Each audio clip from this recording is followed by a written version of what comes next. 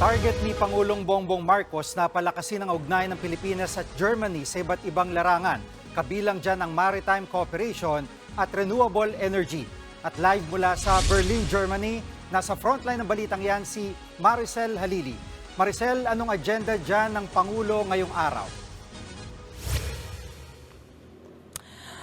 Jiggy, simula nga ngayong araw, ang sunod-sunod na aktibidad ni Pangulong Bongbong Marcos dito sa Berlin, Germany. Ang una sa kanyang agenda, pagpunta dito sa the Chancellery para harapin ang Chancellor ng Germany.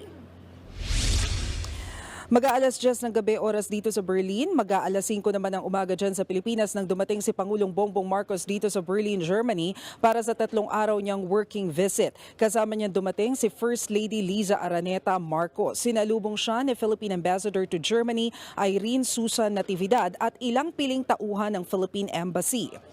Una naman sa agenda ng Pangulo ngayong araw ang pagbisita sa The Chancellery kung saan siya binigyan ng isang arrival honors. Matapos ito ay dumiretso si Pangulong Bongbong Marcos sa isang tete-a-tete o pribadong pulong kasama si German Chancellor Olaf Scholz kung saan inaasahang pag-uusapan ng mga posibleng partnership ng Pilipinas at ng Germany. Nauna nang sinabi ng Pangulo na target nilang kunin ang tulong ng Germany sa larangan ng renewable energy. Pagkatapos ito ay magkakaroon ng working lunch si PBBM bago magsagawa ng isang joint press conference para makapagbigay ng update sa kanilang mga naging meeting. Inaasahan din na 2 kasunduan ang lalagdaan ngayong araw, kabilang narito ang maritime cooperation at kasunduan sa pagitan ng TESDA at kanilang counterpart. Dadalo rin ang Pangulo sa German-Philippines Business Forum at iba pang business meetings.